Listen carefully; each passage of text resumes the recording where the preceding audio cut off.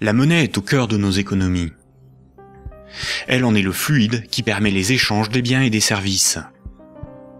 Les biens, ce sont les objets physiques qui ont un prix, comme de la nourriture, des outils, de l'immobilier, des objets de la vie courante, des véhicules, de l'électronique. Un service, c'est du temps que l'on consacre à réaliser quelque chose contre une rémunération. Les architectes, les médecins, les garagistes, les peintres, les avocats, les comptables vendent de leur temps, sous la forme de services. Les biens et les services sont achetés avec de la monnaie. Savoir qui crée la monnaie est donc indispensable pour comprendre comment le monde fonctionne. La monnaie prend plusieurs formes, qu'il faut bien distinguer. Sans la connaissance des diverses formes de monnaie et les mécanismes qu'elles impliquent, il est impossible de comprendre le système monétaire et bancaire, et plus globalement l'économie.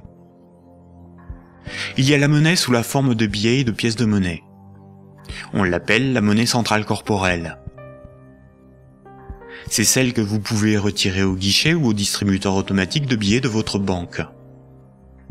On peut la toucher, on peut partir avec, on peut physiquement la détruire. On l'appelle aussi monnaie manuelle, liquide ou espèce. Elle est fabriquée par la banque centrale. En dehors de la banque centrale, personne n'a le droit de fabriquer des billets et des pièces de monnaie. La banque centrale est une institution missionnée par l'État ou les États d'une zone monétaire pour fabriquer les billets et les pièces de monnaie. Elle a aussi pour mission de favoriser le bon fonctionnement de l'économie. Son but n'est pas de faire des profits, mais d'appliquer la politique monétaire. En France, comme pour l'ensemble des pays de la zone euro, la Banque centrale est la BCE, ou Banque centrale européenne. La BCE gère une monnaie nommée euro. Et puis il y a un autre type de monnaie, beaucoup moins connu.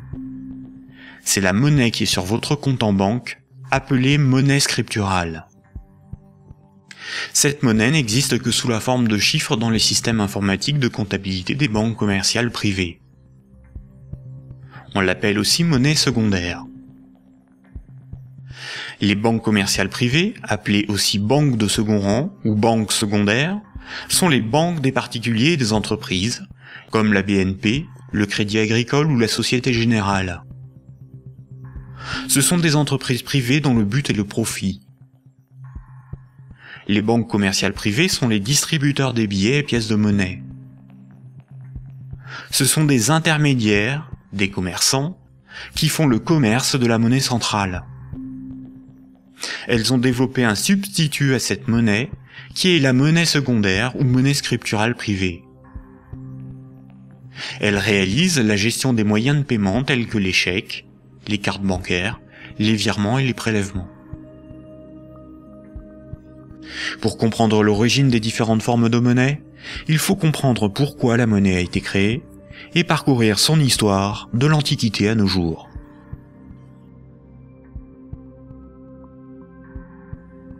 L'histoire de la monnaie s'étale sur des milliers d'années. La plupart des gens pensent que la monnaie remplace le troc. Le troc est le fait d'échanger un bien contre un autre. Par exemple, lorsque Paul et Jacques se rencontrent, Paul voudrait échanger 5 salades contre 10 kilos de pommes de terre. Sauf que si Jacques n'accepte pas de salade en échange de ses pommes de terre, il accepterait quelque chose d'autre, une denrée dont tout le monde a besoin. La monnaie serait apparue spontanément par la sélection de marchandises parmi les plus pratiques et les plus recherchées pour ces échanges immédiats. Dans un premier temps, le riz, l'avoine ou les animaux auraient été utilisés comme monnaie jusqu'à l'apparition de monnaies métalliques, d'or ou d'argent, forme ultime de monnaie. Le crédit ne serait apparu que plus tard, quand de la monnaie fut accumulée pour être prêtée à ceux qui en avaient besoin. Malheureusement, cette hypothèse n'a strictement aucune réalité historique. Les historiens ne cessent de le répéter. Ce n'est pas le troc qui apparut en premier, mais le crédit, c'est-à-dire la comptabilité des dettes, bien avant l'apparition de la monnaie. Le troc n'a pour ainsi dire quasiment jamais existé. Imaginons des paysans de l'Antiquité. Paul produit des salades qu'il récolte au printemps, et Jacques produit des pommes de terre qu'il récolte à l'automne. Jacques va emprunter 5 salades à Paul au printemps. Jacques doit l'équivalent de 5 salades à Paul. Ce n'est qu'à l'automne, 6 mois plus tard, que Jacques va le rembourser en lui donnant 10 kilos de pommes de terre. C'est la confiance qui permet ces échanges différés. On peut dire que Paul et Jacques se font confiance. Ils partagent un même principe moral qui est qu'une dette doit être honorée. Cela leur permet de se faire crédit. Quand Jacques demande des salades à Paul, il se sent redevable envers Paul. Jacques ne sera libre que quand il aura remboursé Paul des jours, des mois, des années plus tard, car il a une dette envers lui. Les hommes pouvaient se prêter des outils, des animaux, s'échanger des biens, mais aussi des services. Au-delà d'un certain volume d'échange, la parole donnée ne suffit plus à garantir la confiance, il faut consigner par écrit. On invente l'écriture. Alors il faut apprendre à lire, écrire et compter. On invente l'école. Il faut aussi avoir confiance dans la quantité, mesurer ce que l'on échange. On invente les étalons et la métrologie. Enfin, il faut aussi avoir un arbitre en cas de litige. On invente les tribunaux. Les communautés prenaient une unité de compte virtuelle, ou un étalon, pour donner un prix aux biens et aux services qu'ils s'échangeaient. Si 5 salades valaient 10 unités de compte, alors quand Paul donnait 5 salades à Jacques, il lui devait 10 unités de compte. On a retrouvé nombre d'objets servant de registre de dette. Des bâtons, des boules d'argile, des papyrus, des bouts de tissu, des figurines. Parmi les plus anciens registres figurent des centaines de milliers de tablettes d'argile de l'époque sumérienne où étaient tenus des comptes et consignés des dettes. Ces tablettes étaient gérées par des temples proches des marchés. Personne ne pouvait empêcher les hommes de se faire crédit. Les unités de compte nécessaires à donner un prix à ce qui s'échangeait n'étaient qu'indicatives. Il n'est pas nécessaire de se procurer ou d'acheter des centimètres à chaque fois que l'on mesure ce que l'on prête à autrui. Durant plusieurs milliers d'années, il n'y avait pas de monnaie, juste la comptabilité des dettes des uns et des autres et des communautés entre elles. Ce n'est que beaucoup plus tard, environ 700 ans avant Jésus-Christ, que des souverains ou des castes régnantes ont imposé l'usage de monnaie comme moyen d'échange, sous la forme d'un objet dont ils s'attribuaient l'exclusivité de la production. Ils émettaient la monnaie, généralement des pièces d'or, d'argent ou de cuivre, payaient leurs soldats avec, et menaient des guerres pour conquérir de nouveaux territoires. Pour se procurer nourriture et équipement, les soldats imposaient par la force aux paysans et aux marchands cette monnaie comme paiement. Le pouvoir récupérait ensuite de cette monnaie lors de la perception des impôts. Comme tout le monde devait disposer de monnaie pour payer les impôts, elle devenait rapidement la monnaie officielle. Elle était acceptée comme paiement et elle se diffusait dans la communauté. Le pouvoir pouvait donc acheter nourriture, marchandises et richesses grâce à la monnaie qu'il produisait lui-même.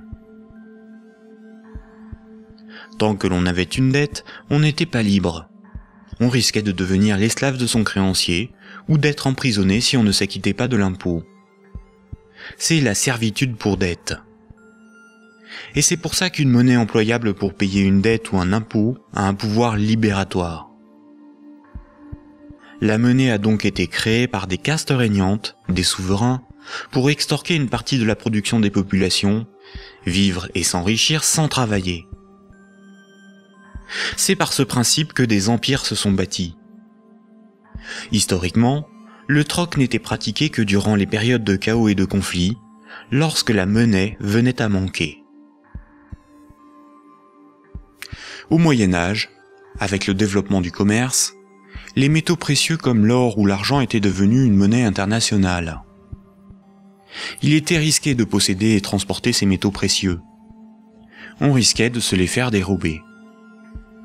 À partir du XVIIe siècle, les marchands de Londres et de Stockholm commencèrent à confier la garde de leurs métaux précieux aux orfèvres, les négociants en métaux précieux.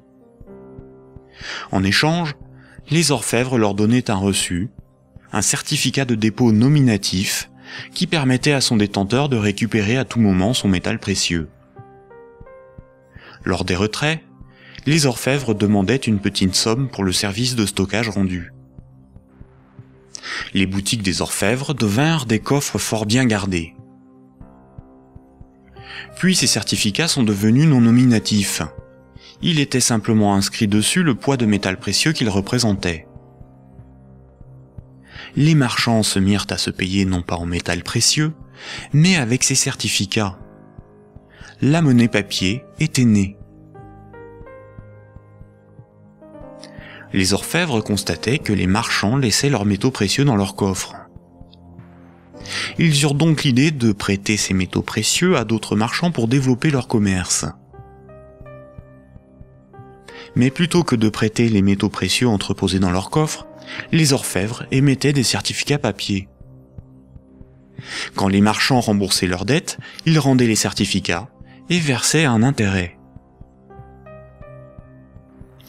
Les orfèvres se mirent à imprimer bien plus de certificats que de métaux précieux disponibles dans leurs coffres. Cette pratique leur permit de s'enrichir en multipliant les intérêts perçus. Quand les certificats étaient rendus aux orfèvres, ils étaient détruits.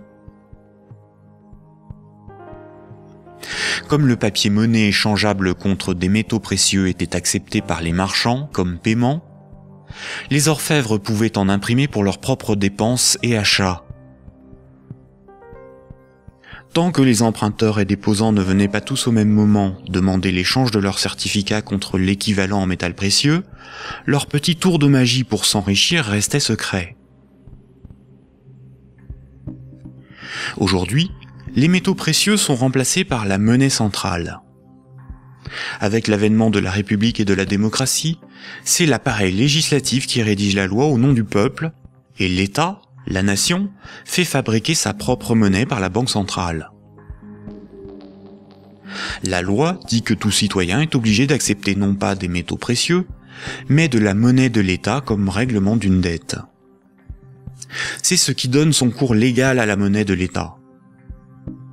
Cette monnaie est dite fiduciaire, du latin fiducia, qui veut dire confiance. Sa valeur est liée à l'assurance qu'on peut échanger des biens et services avec cette monnaie. Rappelez-vous, quand un marchand déposait des métaux précieux chez l'orfèvre, il lui donnait l'équivalent en certificat de dépôt. Plus tard, le marchand pouvait retourner chez l'orfèvre et récupérer ses métaux précieux contre ses certificats. Aujourd'hui, quand le client d'une banque dépose des billets sur son compte, la banque le crédite.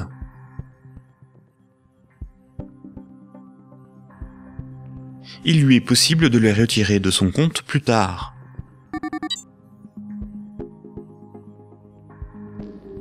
La monnaie secondaire, ou monnaie scripturale privée, est l'équivalent des certificats de dépôt des orfèvres. Tout comme le certificat de l'orfèvre est une reconnaissance de dette de l'orfèvre envers le marchand, un compte bancaire est une dette en monnaie centrale de la banque envers son client.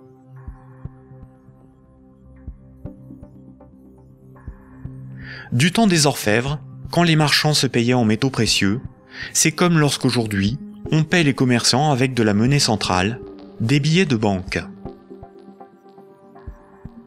Ensuite, quand les marchands se payaient avec des certificats de dépôt de l'orfèvre, c'est comme lorsqu'aujourd'hui, on paie un commerçant par un transfert de monnaie scripturale de notre compte bancaire à celui du commerçant.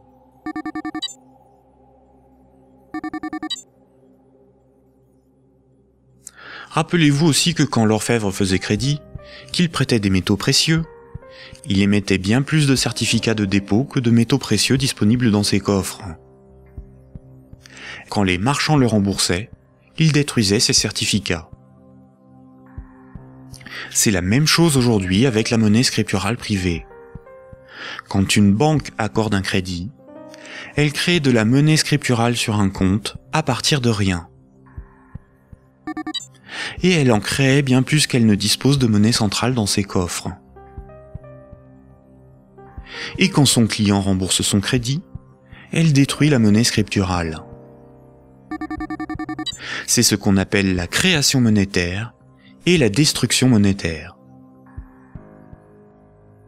La monnaie scripturale étant acceptée comme paiement, les banques peuvent aussi créer de la monnaie à partir de rien pour couvrir leurs dépenses et leurs achats.